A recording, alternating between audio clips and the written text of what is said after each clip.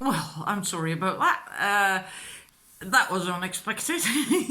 I can never predict that. Sometimes this camera, the phone switches off, it does that when it reaches 4 gigabytes. And sometimes it reaches 4 gigabytes when I've recorded 30 minutes, and sometimes I can record 46 minutes.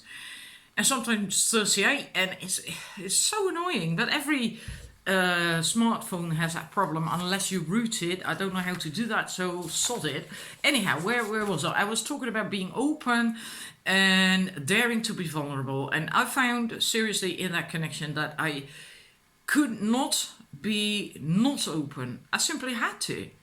It was like I had no choice, and that was not an personal ego 3D decision. It was as if that came from above, from my higher self or whatever, you know. I just had to. And I must say it actually worked really well. It was new to me. I'd never done that before on that level. Because I'm talking about complete vulnerability, completely opening up. And so really showing your essence to the other person. Now that is deep, that really goes far. And even though I am a very open person, I had never done that before with anyone. With no one, seriously, not with anyone at all. That was really quite something, and it always pleased me. It astounded me. Like, it was just like, wow, this is just beautiful, because it enhances the connection. It makes the connection deeper, logical, right? If you open up and you are pure, you are really authentic and pure, and you hold back in the sense that you're not going to blurt out stuff. That's not, of course, what I mean, but you really bear your soul and your essence to them. That is beautiful. That is beautiful. And you get a completely different connection that way as well, because if you do that, the other person starts doing that too. And you get to real communication then. Real communication. Heart-to-heart communication. And then the real heart-to-heart communication, not the more superficial that, you know, it's difficult to explain. Anyhow, if one or both are not that far quite yet with their own personal development on that path, not completely in harmony with themselves yet, then they will not be able to open up so easily on that level, not on that level. And then there could be more conflict going on. Because you can't be in a connection that is that high and not open up. It actually is a requirement for twin flames to be, because you're one of a whole. You're the same. It's just that one is yin and the other is yang. You're one and the same. So in a way, you can't hide anything from the other because you're the same. You complement one another perfectly. And yet there is this personality still, this ego. It's like, I can't do that. Oh my God, right? So it is, then there will be more conflict. And more triggering or mirroring and things that you haven't worked through, issues might be a problem then, right? But usually when you are twin flames, you work through that together. You help each other. I've been there as well. I also got triggered and I also had stuff come up. But because I could still open up about it and still communicate that the right way, he actually supported me. And that did not mean that he did the work for me, because that's not possible, right? It's my problem. I have to do that. I have to sort it out. But he did support me. And he often came up with the most beautiful insights that I never had, seen. because you have blind spots when it comes to your own issues. You know, you tend to go around in circles. Even when it comes to sinking and healing, you just go around in the same circle because you don't know the stuff that's out there. This is the circle of your wisdom and your knowledge. And then there is this other person who has another circle. So they can add to you. And he sometimes came up with the most beautiful insights that I thought, wow, why did I not see that myself? You know, it was, yeah, amazing, absolutely amazing. Let's see. So I'm going to skip a lot, otherwise it's going to be way too long. I'm probably boring people to death. One thing you can have, and then I'm just going to the signs. One thing that there's also actually a sign that when you meet or shortly thereafter, that you suddenly, if you had a dream, a goal, a vision, but you didn't really know exactly how or why or what to do with it and where to go exactly or whatever, then suddenly through this energy, that connection, suddenly bang, the light goes on. And you suddenly have your inspiration back. And for myself, I had writer's block for 9 months. And all of a sudden, after we met, I was in alignment. And I knew, all right, I'm going to finish my book. And I'm going to have it published. And I'm going to get I'm going to find a publisher that resonates with me. And they are going to publish my book. I finished my book in 2 weeks. While I'd had 9 months of writer's block, and the first part of the book took me forever, really months on end, more than a few years even, I think. And then I finished it within 2 weeks. I found a publisher as well, and I sent it to that publisher, no other one, because I was just adamant. I'm just going to send it to one publisher, and they are going to publish it, and that's what happened. They took it on, they published it, done deal. That kind of alignment, that kind of, yes, now I know what I want to do.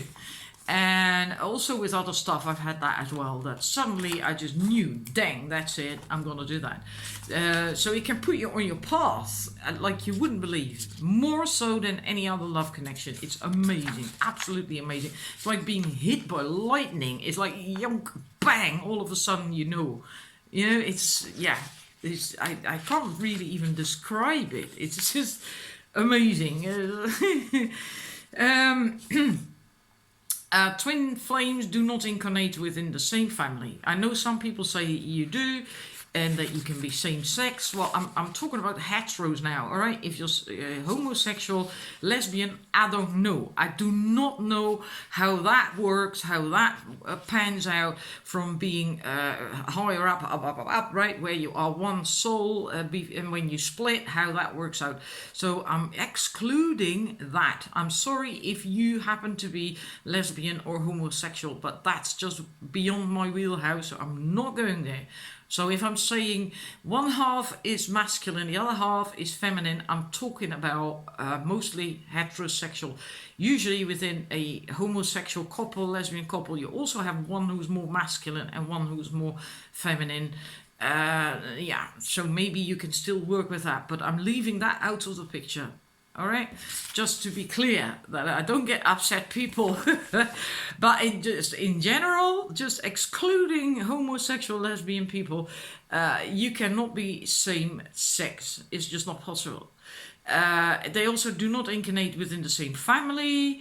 That's also not possible, because then in a way that's almost, spiritually speaking, almost like incest. Incestuous relationships. This is not possible. It's just not possible.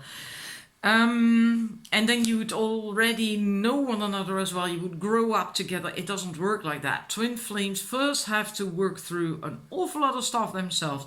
Personal growth, spiritual growth, and so on and so forth. To get in harmony with themselves, in alignment with themselves and the higher selves. And then you are ready for a twin flame, possibly. And not before that. So if you still have an awful lot of issues, you cannot be a twin flame. It's not possible, because you can't handle, basically you still have to work out your own shit. And then you're not ready to handle that high connection yet. It's not possible. And you then also can't handle that purpose of the unconditional love, to spread that. That's why it's not possible. It's not personal. It's nothing personal, all right? Because many people feel that it's like a status thing if you are a twin flame these days, right? Like, then I'm healed, and then I'm whole, and then I am worthy. That's complete bullshit. Complete and utter bullshit. I want to have that said and clear as well. Anyhow.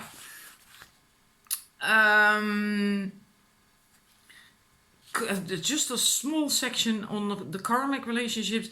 These can really seriously be also intense and deep, and have that feeling of recognition and so on and so forth. But the karmic relationship is based on working out karma, right? That's logical. That's why it's a karmic relationship. There is karma to work out still, and these relationships can be very difficult. But there is this deep, intense love. Often, not always, but often they can be. And that's why it's also often confused, if that's the case, with a twin flame relationship. But it doesn't have to be a twin flame relationship. Again, the purpose is the difference. The purpose of karmic is working out that karma. So you are more whole, you are more healthy, etc., etc.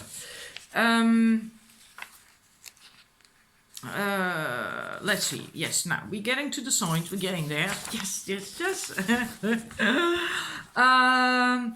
Well, it's a whole list, and if you recognize most of these signs, it is possible that you are a twin flame. Please do not take it as absolute, because it isn't. If you want to really be sure, you have to find someone who can read on that level, who has that specialty. There are people who can read on that level, but who do not have the specialty of tuning into twin flames, etc. Right? That's not every reader and healer has their own specialty. Do you have to find someone who is really good? Use your intuition and your gut to find such a person.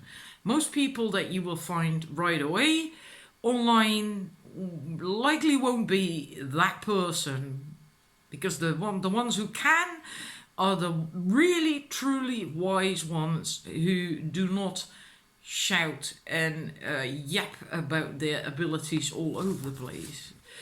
Yeah, sorry, but that is the truth. Anyhow, when you meet, it feels like coming home. And at the same time as the beginning of a journey. And the coming home is not like it normally is. Maybe what you can compare it with, maybe you've had this feeling, this soul feeling of being homesick, of wanting to go home, and then crying about that, being sad about that, and but not knowing where home is, and then it just that just sort of ebbs away, and at some point later on, just out of the blue, it comes up again that you feel homesick, like longing to go home, to be home at peace. And yeah, and that's the kind of homecoming that you can experience when you meet your twin flame. It's really, really deep. You feel connected to one another from soul to soul. Again, very deep, right? There is unconditional love, and you love each other tremendously, of course, and that's the unconditional love, which is a karma way of loving in a way as well. Even though there can be tremendous chemistry, that unconditional love is very calm in a way. And you see the light in one another, the divine in one another. Another phone call. I'm not in the mood. Not now. yeah, and then there is this thing that you do not feel the need to change each other. You help each other with spiritual growth, and both usually go through a faster growth when they are together, and because of that help, etc. Some people say that you get this instant dang spiritual awakening and then your whole world goes upside down and blah blah blah. To me that's just blah blah blah. It's maybe for some it happens, but like I said, you actually have to be quite far on your path already, quite much in harmony with yourself in order to meet your twin flame. So then I'm wondering, how the hell can you then still have a spiritual awakening? I've had my spiritual awakening 12 years or something before I met my twin flame. You know? Yeah, but okay, that's me, but that's my belief. I suppose for some it could happen, but I'm not so. I doubt it. I personally really seriously doubt it. That doesn't mean to say there's no growth spiritually, but that spiritual awakening that turns your entire world upside down, I don't believe it, me. Yeah, you have no doubt. You know inside that this is your twin flame. Now, most people claim to know that, and yeah, how do you then actually make the distinction between that, the real feeling, and that feeling of thinking they are your twin flame? I don't know. It's difficult. It's really difficult. I think another thing is that you were not looking for your twin flame, because I think that's a sign as well. Most of the time, people who are really twin flames and meet their twin flames, we're not looking for that person at all.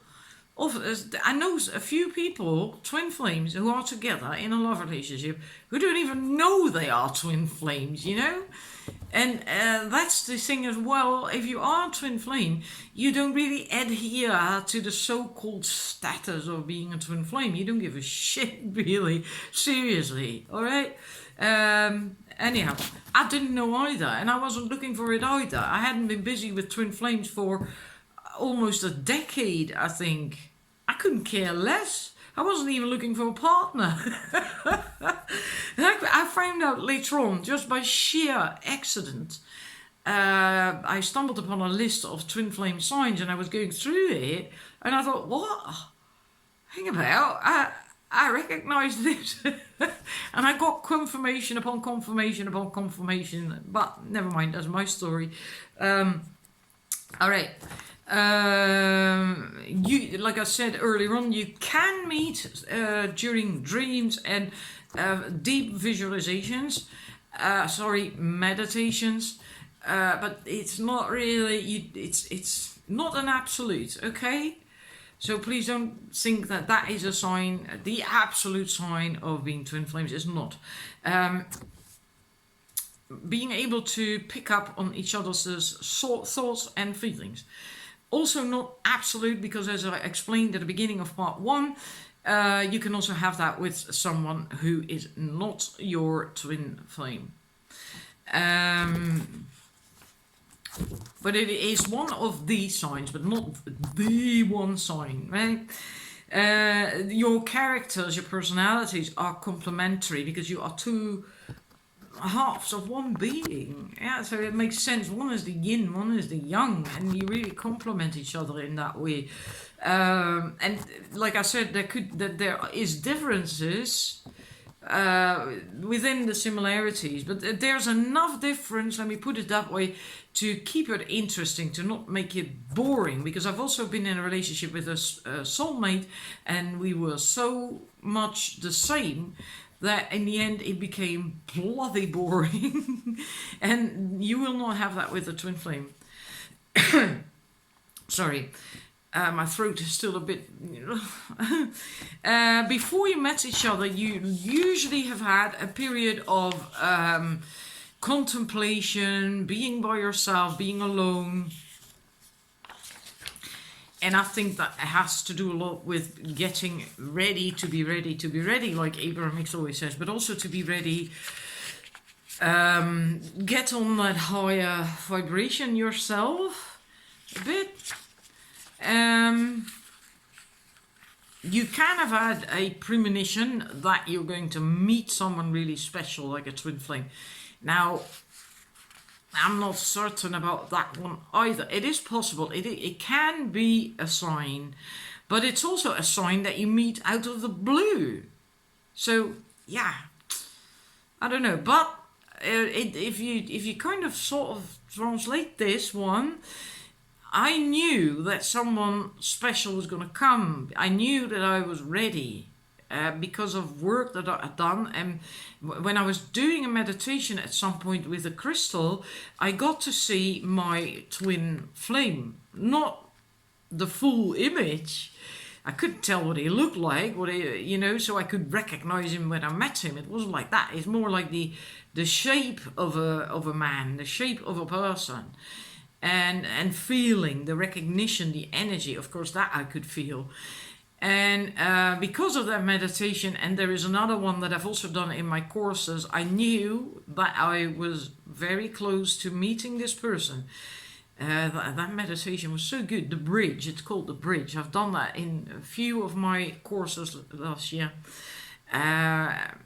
So in that sense, it could be indeed like a sign, but it doesn't mean that you know that it's going to be a twin flame, but someone special, There is no real fear to be separated because you are one, right? And like I said earlier on, there might be a little bit of 3D here and there. If you still have stuff to work out, emotional issues that have to do with fear of abandonment or stuff that happened in the past or has to do with that, etc., then it can come up in a relationship with a twin flame. But you can work through that together if you really are twin flames. You feel spiritually, mentally, physically, emotionally very connected to one another. And that bond is really almost impossible to break.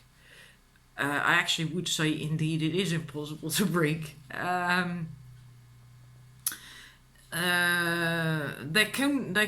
could have been obstacles during your union, getting together again.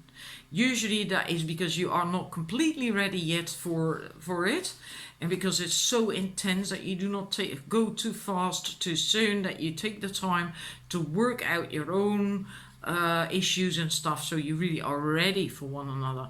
Now, these obstacles can be anything, can be personal issues, can also be distance, it can be whatever, his or her family or whatever, or having kids at home still, maybe, can be anything. Also age, many people say age, that there is a huge age gap. Now, it is possible, but I know at least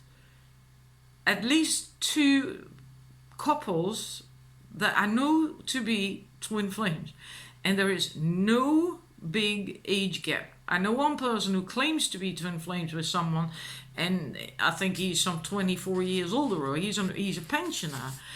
Mine wasn't that much older either. Mine was like the exact height that I was looking for. He was the exact age that I was looking for.